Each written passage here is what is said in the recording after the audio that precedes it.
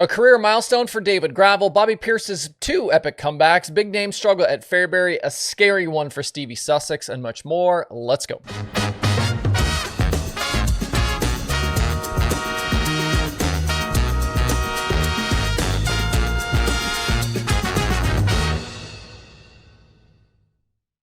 It's Sunday, July 28th. I'm Justin Fiedler. This is Dirt Tracker Daily presented by Kubota Genuine Parts. If you missed it back on Friday, I posted a new video in the sprint car build series with Zach Hampton. I took the entire length of the nearly 14 hours of footage and shrank it down to just 8 minutes. So you can see the entire build from bare frame to completed sprint car in a kind of a cool time lapse. I'll link to it below in the video description if you have not seen it. I also posted that video to Facebook and TikTok, the Dirt Tracker Facebook and TikTok accounts as well. A busy dirt racing weekend around the country. We'll start with the big show, the Prairie Dirt Classic at Fairbury. I think what was most surprising leading into that main event were all the names who didn't qualify, and that included Hudson O'Neal. He had an incident with Tyler Millwood in his Friday feature and was basically done for the rest of the event. He was a DNS in the third B last night, so they clearly had no interest in trying to drive through the field. Don't forget that was the car that won the PDC in 2023. Bobby Pierce had mechanical issues again and needed a provisional to start the 100-lap main event. And Jonathan Davenport, who is a past PDC winner, went out last night in a B, finishing 5th in LCS number 2. He hadn't run the PDC since 2022, but I definitely would not have had those three not making the main event on my bingo card. Fortunately for Pierce, though, obviously as a World of Outlaws full-timer, he was able to use that provisional and start 24th in the 29-car PDC finale.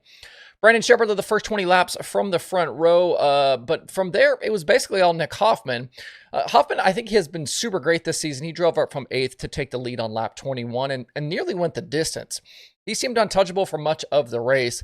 Behind him, Pierce rallied from 24th to 4th, only then to make contact with Tim McCready on lap 62. He spun around, went right back to the tail. And Ricky Thornton Jr. went 21st to 2nd. He was in the mix late as well. I felt like he probably had the pace to challenge Hoffman driving that Rumley machine, but one too many smacks to the wall in turn 4 broke something in the rear suspension. He slowed onto the front stretch on lap 92. RTJ posted a Twitter that was a broken J-bar. He will be back, though, with Kevin Rumley later this week for the USA Nationals. Pierce, though, wasn't done yet after that spin. He drove back through the field again up to 2nd and then was helped by a late caution that erased a 2+ second lead for Hoffman. From there, the battle was on, and Pierce used the high side in 1 and 2 on the final lap to drive by Hoffman to score his first career Prairie Dirt Classic win. Hoffman ended up 2nd. Dalton Wilson was 3rd. Epic night for Pierce. He clearly was not going to be denied after all the trouble they had through the week. I remember they had engine issues in the Flow Series event. They had driveline issues. They had a whole bunch of stuff going on. 24 wins now on the season and still a chance at this World of Outlaws Championship. Shepard still leads, but he gave up some ground after finishing 15th. Hoffman trails him by 26, and then Pierce has closed to within 104 points, having won 5 straight series races going back to Deer Creek on July 6th. 18 race nights left in 2024 for the Outlaws, so there is still time here for Pierce. The Outlaw teams have today off, but it's a short break as they head to Wilmot on Monday, and then obviously the USA Nationals at Cedar Lake start on Thursday. As for the other World of Outlaws series, it was a 2-night event at Williams Grove for the Summer Nationals, and Friday night we had a PA Posse stunner. TJ Stutts started on the front row with David Gravel. He was able to roll the top side to the lead on the opening circuit and never look back.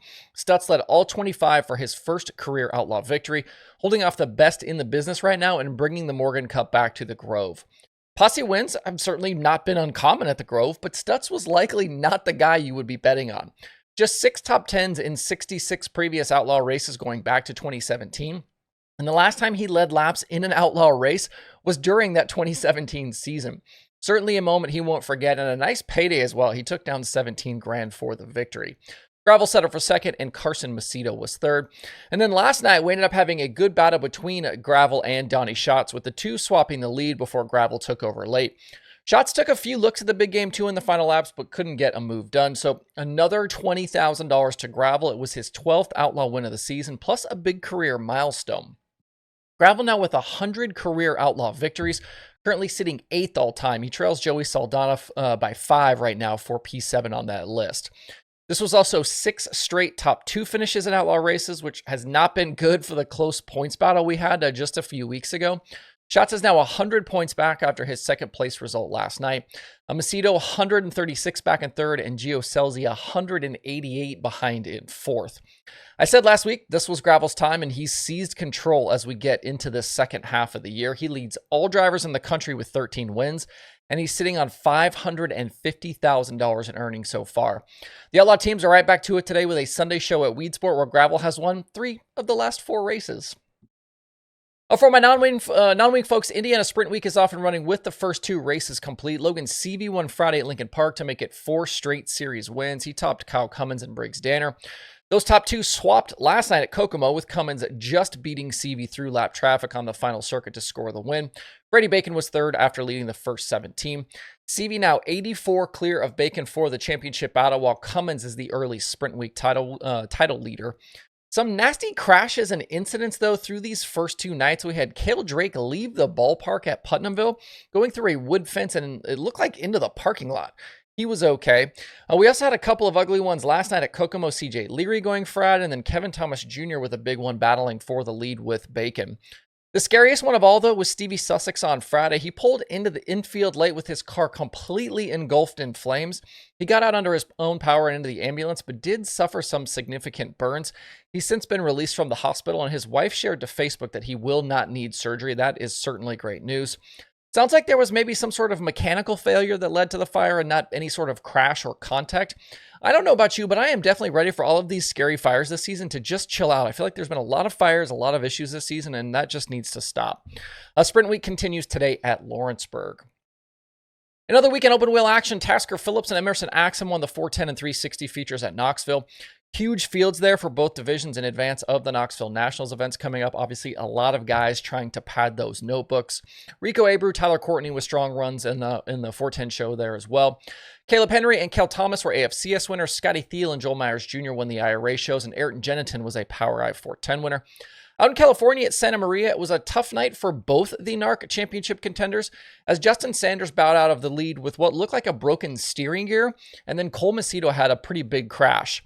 Out front, we had an epic run to the finish with Justin Cox and Chase Johnson battling for the win. Cox, though, tangled with the lapper of Dustin Freitas, coming to the checkered and flipped.